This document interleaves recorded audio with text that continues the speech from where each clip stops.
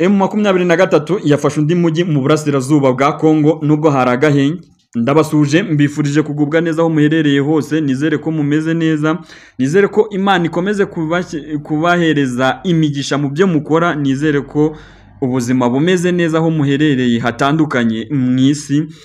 Mbifurije kugira amafaranga, mbifurije gufubikwa n'ibyiza. Nge mwumva kuri mikoro Nditanga Karafati, mbahaye ikaze. Umutwe wa M23 uri kugenzura umujyi w'ubucuruzi mu burasirazuba bwa Kongo mu majyepfo y'intara ya Kivu. Amasoko 8 yavuze ko M23 yarenze ku gahenge yashyizeho muri iki cyumweru. Ifatwa rya Nyabibwe ku kiyaga cya Kivu ryatumye umutwe wa M23 utera intambwe yegera intara irimo umujyi wa Bukavu mu birometero 70 mu majyepfo.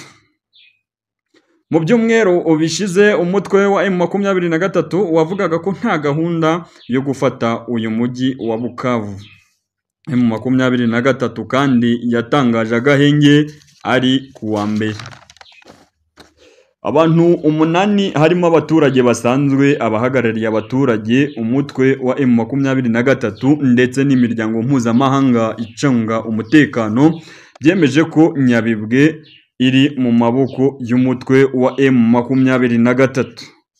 Batangiye guhangana ahagana isa 11 za mu gitondo, aho bamwe mu baturage baba baryamye abandi babyutse kare bajya gushakisha imibereho. Ubwo nibwo ingabo za M23 zasakiranye n'iza FARDC kugera isa 3 z'amanywa, ubwo uwo mujyi wajyaga mu maboko ya M23.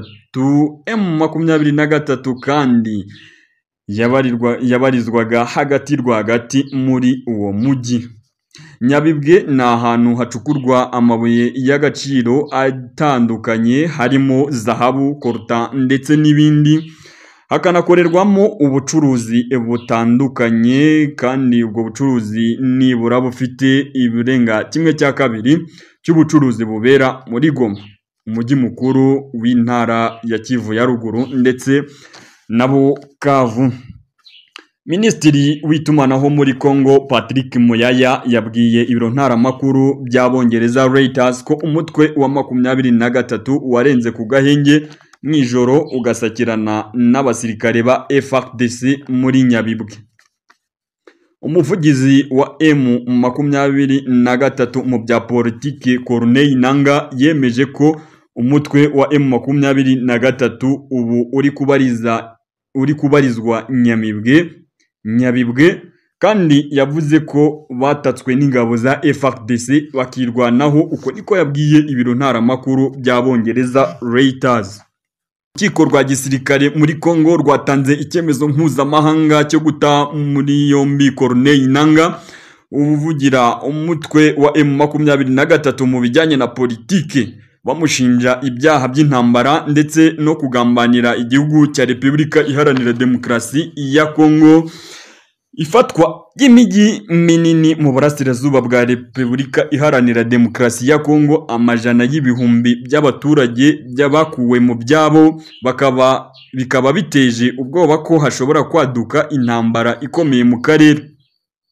Ibiro by'umuryango w'abibumbye bishinzwe guhuza ibikorwa by'ubutabazi kuwa gatatu byavugaga ko nibura abantu 2800 bamaze gutakaza ubuzima i Goma. Inyeshyamba za M23 zishaka kwerekeza i Kinshasa mu myigaragambyo yabereye kuri stade mu mujyi wa Goma uherutse kwigarurirwa kuwa 4.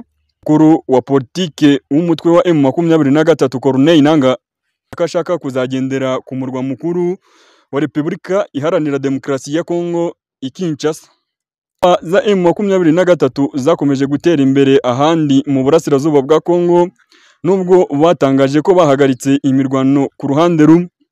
Reka tugarukemo inyuma gatoya, ubwo umurwa mukuru wa Goma wafatwaga, aho ingabo za leta ya Kongo FARDC zifatanyije n'imitwe nka Wazalendo, Mai Mai n'indi mitwe myinshi igiye itandukanye ndetse na SADC byacakiranaga na M23.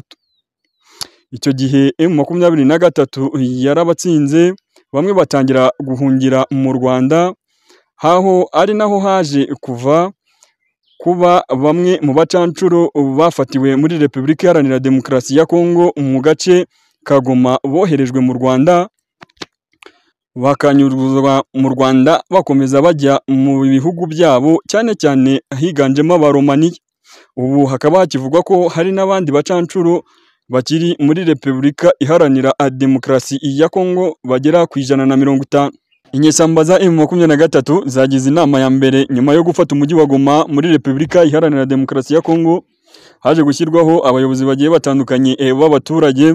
Joseph Bahati Musangwa yagizwe guverineri wa Kivu y'Amajyaruguru asimbuye General Peter Chirumwami Nkuba kuri tariki 24 z'ukwezi kwa mbere 2025 ahitanywe n'umutwe wa M23. Imirambo y'abasirikare b'Afrika y'Epfo bapfiriye muri Kongo yacyuwe inyujijwe mu Rwanda. Imirambo y'abasirikare b'Afrika y'Epfo 14 bapfiriye ku rugamba mu burasirazuba bwa Repubulika Iharanira Demokarasi ya Kongo yacyuwe kuri uyu wa 7 Gashyantare 2025 inyujijwe mu Rwanda. Iyi mirambo yanyujijwe ku mupaka munini w'u Rwanda na Repubulika Iharanira Demokarasi ya Kongo uzwi nka Rakoronishe ahagana isaa 6 z'amanywa, itwaye n'imodoka z'ubutumwa bw'amahoro mu muryango w'abibumbye muri RDC MONUSCO. Uretse iyi mirambo y'abasirikare b'Afrika y'Epfo, mu Rwanda hananyujijwe 2 y'abasirikare ba Tanzania n'ibindi 2 y'abasirikare ba Malawi, yose hamwe yari 18. Hanyujijwe kandi abasirikare bakomeretse tutabashije kumenya umubare.